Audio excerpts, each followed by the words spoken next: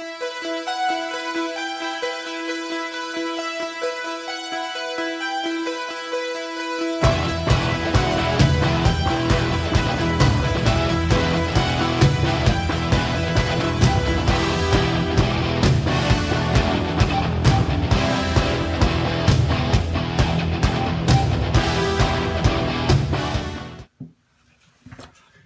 now we have the drum reassembled.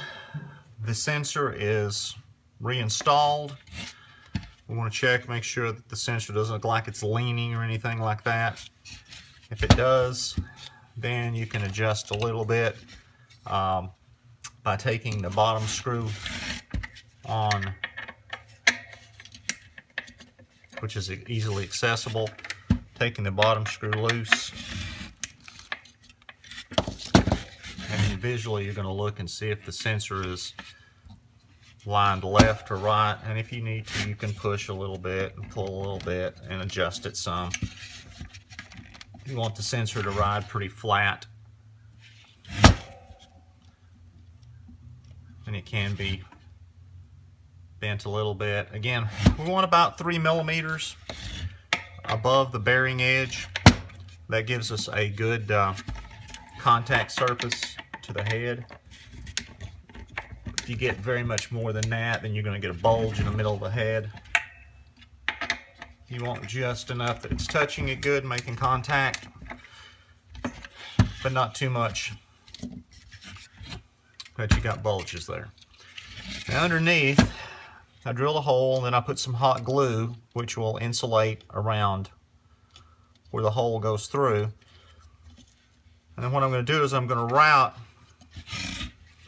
this wire, which is another reason that I do these edges like this, because it gives you a little bit more access. I'm going to route this wire here and then out, and that's going to get wired into my jack plate. It's just a 1/4 inch mono jack plate. Again, single zone is really all you need on toms. Now, some guys like having the edges do something different. Again, I'm kind of old school. I like a tom to be a tom.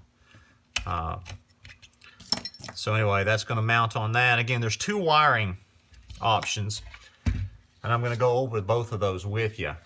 They, the Roland and the Alesis are different. And the way that they're different is where the ground and the hot wire are actually soldered. And what I'll do is I'll post a link to that diagram, which has the Roland and the Alesis as a comparison. And again, the only difference is where does my hot wire go and where does my ground wire go. And there are some links on the various web pages that I'll have that show where the actual ground and hot go. And if I'm not mistaken, I'll look and see real quick, but I believe that the Roland basically wires what you would normally see as the ground. It wires it to the hot.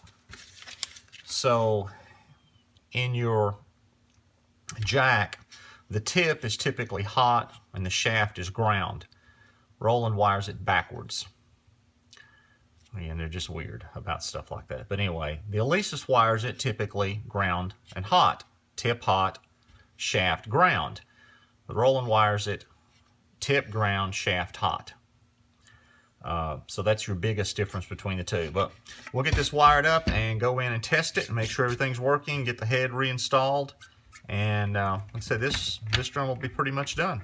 It'll be ready to go. We'll install the heads and like I said, go in and test it.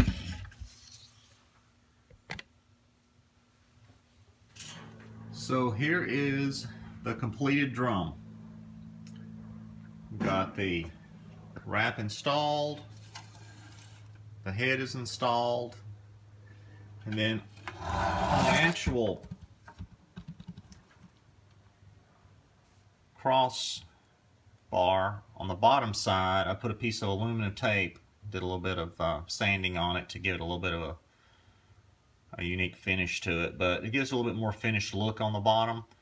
Also hides the wiring, hides the bolts, hides a couple of them, it exposes the last two. And again, can be taken off pretty easily. It's just aluminum tape that you can get at pretty much Home Depot or any place like that that carries heating and air conditioning supplies. Basically, that's it's just an aluminum tape that you can use for wrapping heating and air conditioning ducts.